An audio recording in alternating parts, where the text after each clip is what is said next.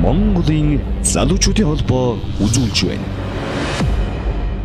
Булган аймгийн залуучдын холбооны ээлж 6 дугаар чуулган 2017 оны 2 дугаар сарын 6-ны өдөр Булган аймгийн төвд оллоо. Чуулганд Булган аймгийн засаг дарга Бат Зориг, Монголын залуучдын холбооны ерөнхийлөгч Мөнхбат, Монголын залуучдын холбооны ерөнхий нарийн бичгийн дарга Анх Жаргал болон сумдын төлөөлөл болсон 100 гаруй төлөөлөгч оролцсон юм а. Тус чуулганаас бэлтгэсэн мэдээллийг хүлээн авч үзнэ үү? Булган аймгийн залуучдын холбооны 6 дугаар уралдаанд хүрэлцэн ирсэн хүндэт зочин төлөөлөгчид та бүхэнд энэ өдрийн амар амгалан айлтган мэдлээ. Манай аймгийн хүн амын 60 гаруй хувийг залуучууд эзэлдэг. Үүнийг бид анх төслийн үлгий Булган ангаан нутгийн шинэ ирээдүйн, шинэ оюун ухаан, шинэ боломж, шинэ эрс хүч гэж харж байна. Тийм ч учраас өнөөдөр 6 дугаар уралдаанаа дийж байгаа Булган аймгийн залуучуудын холбоо өөрийн бодлого төлөвлөлтийг агсан төвшөнд гаргаж өрсөлдөх чадвартай, бүтээлч, ажилтай, орлоготой, эрүүл, зөв төлөвшөлттэй залуу хүнийг хүмүүжүүлэх чиглэсэн үр дүнтэй олон талт хамтран ажиллагааг хэрэгжүүлэх болов гэдэгт итгэл төгс байна. Төрийн нутгийнхаа гэрэл ирээдүйн төлөө та бидний ажил үйлс амжилтаар дүүрэн байж эрчтэй, хүчтэй, эвтэй, эрүүл байхын өрөөдийг дэвшүүлж чуулганы үйл ажиллагаа нийслэн мэдээ. Өглөөний өдрийн үеийг юуны одоо Булган нутгийнхаа залуучуудаа Булган нутгийн дарагч нартай хамтдаа амлын залуучдын холбооны бүс тохирооны одоо өдөрлөд бүрэн бүтээнээр ирсэн ийм сайхан чуулган бол хийж байгаа. Урдны чуулган бол одоо Монголын залуучдын холбооны өдөрлөд бүрэн бүтээнээр болоос ирж уулзч байсан байхгүй. Иймдээ ч бас ардагчдын хэлээр Булган аймгаас хийж энэ чуулганы хэмжүүж байгаа миний зүгээс бол бүс тохирооны нийт хамтлагын зүйлс маш баяртай байна. Монголын залуучдын холбооны бүхий л үйл ажиллагаа их Монгол улсыг бий болгохын төлөө монголчуудыг бүгдийг сэрээхийн төлөө ийм бод үйл ажиллагаа болж байгаа гэж бодож байна. Тэгэхээр зорилго бол их Монгол улс нь бидний хамгийн ихний зорилго бол монголчуудаа сэрээх ийм ажил байх нэ. Энэ ажлыг бид нар 17 оны 1 сараас эхэлж байгаа. Бид нар энийг бүгдээрнгийн дараалтаагаар зөв сэрээх юм бол монголчууд бүрэн сэрэх нэ. Одоо 90 онд хонхны дугаарс ирсэн гэдэл юм яриад байдаг шүү дээ. Тэгээ хонхны дугаар монгол хүн үзээс сэрдэггүй байхгүй юу? Сэрэхгүй нь шүү дээ. Монгол хүн юу яах нь вэ? Монгол ухамсараар сэрэх юм. Монгол ухамсараар сэрэх юм. Монгол хүн яах нь вэ? Монгол бодлоор сэрэх юм. Монгол хүн яах нь вэ? Монгол итгэлтэй байж сэрэх юм. Тэгжээж бидний монгол сэтгэл гарч ирэх юм. Монгол сэтгэл гарч ирэх юм.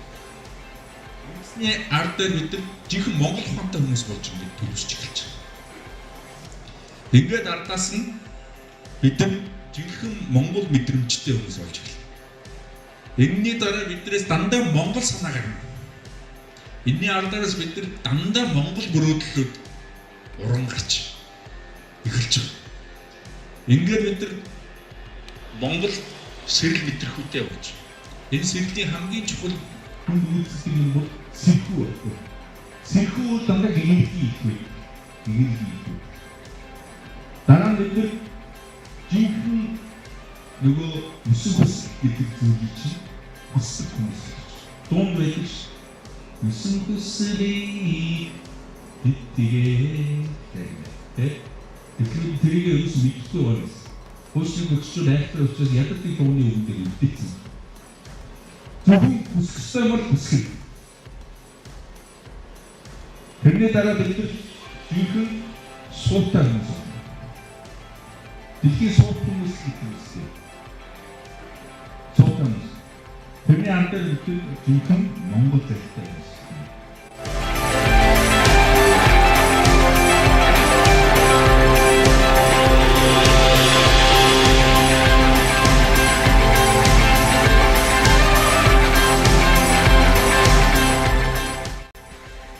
За залуучдын чуулган амжилттай боллоо. Маш сайхан ирсэн төлөөлөгч чуулган сайхан сэтгэлд дурцлаа. Чуулган маань сайхан боллоо, баяртай байна. За ажлууд бол төлөвлөгдсөн ажлууд нэлээдгүй байгаа. За тэр дагуу хувийн за хамгийн ихний чухал ажил гэх юм бол одоо орон нутгийнхаа залуучуудын байгууллагын үйл ажиллагааг жоохон идэвхжүүлэх хамгийн түрүүнд шаардлага байна. Тэгэхээр эхний удирдлагаа багтаагаад залуучуудын байгууллагын үйл ажиллагааг жигдрүүлэх, эрчимжүүлэх, орон нутгийнхаа байгууллагыг эрчимжүүлэх чиглэлээр нэлээдгүй чиглэл гарч ажиллах баг. За мөн Улаан аймгийн залуучууд болгон уламжлал зохион байгуулдаг нэлээдгүй ажлууд байдаг. За одоо бол хамгийн тулсан ажил бол залуу аймгийн залуу малчныг шалгаруулах арга хэмжээ байдаг. За тэрэнд бол маш их материалууд ирдэг л манай Улаан аймгаас бол шилдэг залуу малчныг шалгаруулах ажил бол хамгийн ихэнд хийгдэх байх. За тэгээд цаашаа өвлийн загасчлал гээд нэлээдгүй ажлууд бас байдгийн уламжлал бас. Тэр ажлууд маань төлөвлөгдөж цаашаа явна та. За манай залуучууд чи ерөнхийдөө нэг жоохон итгэх оролцоо жоохон тааруу байдаг. За бусад аймагуудыг бодвол бусад аймагуд бол нэлийн залуучууд мужигнадаг, ярилцдаг тий. Манай залуучууд итгэх оролцоо жоохон тааруу байдаг ерөнхийдөө. Тэгэхээр одоо хамгийн эхлээд бол итгэх оролцоог нэмэгдүүлэх, нийгмийн одоо итгэх оролцоог нэмэгдүүлэх чиглэлээр бол хамгийн эхлээд ажиллах шаардлага зайлшгүй байгаа. Энэ дээр бол одоо ажиллах шаардлага байна. Тэгэхээр залуучуудын холбооны тэргүүлэгчээр 2 удаагаа сонгогдож байна. Тэгэхээр бас үеийнхэн залуучуудыг төлөөлөд нэгэн Улаан аймгийн залуучуудыг хөгжлийг бас төжөөж явах хүмүүсийн нэг болж байгаа учраас нэгдүгээр хариуцлагатай байх хэрэгтэй. Тэгэхээр ямар ч байсан аймаг орон нутгийн хөгжлийн гол үндэс бол залуучуудын эдгэх санаачлаг, тэнд амьдарч байгаа залуучуудын ажлын үр дүн бол яг хөгжлийг бол тодорхойлдог гэж би хувьдаа үздэг. Тэгэхээр шинээр байгуулагдж байгаа залуучуудын холбоонд ороод цаашид юу хийх вэ гэхлээр ямар ч байсан зүгээр ярьдаг биш. Тэгээд бас одоо шоу зингээний үйл ажиллагаа хийхдээ манай залуучууд ерөнхийдөө маш их байдаг улс орон даяар. Тэгэхээр миний баримтлагдаг зарчим бол альва сайн сайхан зүйл рүү одоо нийгмийн жинхэнэ идэвхийг хамгаалах тэрийг бацдах тал дээр үйл ажиллагаа санаачлан гар бие оролцсон хамтран ажиллана гэж үзэж байгаа. Манай аймгийн хувьд нийт хүн амын маань 60 орчим хувийг хүүхэд залуучууд эзэлж байгаа. Тэгэхээр одоо төрийн албанд ч нэг ялангуяа залуучууд маш олноор орж ирж ажиллаж байна. Тэгэхээр манай аймгийн засаг дарга хөгжлийн хөтөлбөрт ч мөн туссан байгаа. Залуу үеигээс сургах зөвлөм туслагч, өвлөн суралцагч гэх мэтчлэн хөтөлбөр үйл ажиллагаанууд олноор явагдаж байгаа. Тэгэхээр залуучуудын боловсрал, хөгжих орчныг нэмэгдүүлэх, хөгжих орчин өөрсдөө бий болгох, дээрээс нь ажлын байраа бий болгох тал дээр чиглэл, зөвлөмж, сургалт зарчилгаан дээр их хэрэгтэй байгаа. Энэ тал дээр бол залуучуудын албаа 17 онд илүү сайжрах хаа гэж бодож байна. Тэгэхээр манай аймаг бас хажуудаа том хоттой учраас шилжиж сургалтууд бол маш их байдаг. Дээрээс нь ажлын байр бол улс орондоо эрт тулгамдж байгаа. Тэрний нэг нь манай залуучуудын хувьд бол мэдээж ажлын байр. Тэгэхээр ажлын байрыг одоо нэмэгдүүлэхийн тулд өөрсдөө хувийн хөвшил одоо нийт ажиллаж байгаа хурж ирсэн залуучуудын маань үсрээл 1000-аас 2000 одоо төрийн албанд ингээд маш олон хэмжээнд ажиллаа гэдэг. Цаана нь өчтчнээ 20-30 мянган залуучууд яах вэ гэдэг асуудал болж байгаа. Тэгэхээр өөрсдөө ажлын байр бий болгон тэрийг өрсөлдөх чадвартай болгоно гэдэг маань санагдаж байна. Ерөнхийдөө залуучуудынхаа ажилтай байх тал дээр төрүүлээд анхаарах хэрэгтэй. Ажилтай байх гээд залуучууд маань орон зайг хайгаад хот руу явдаг биш.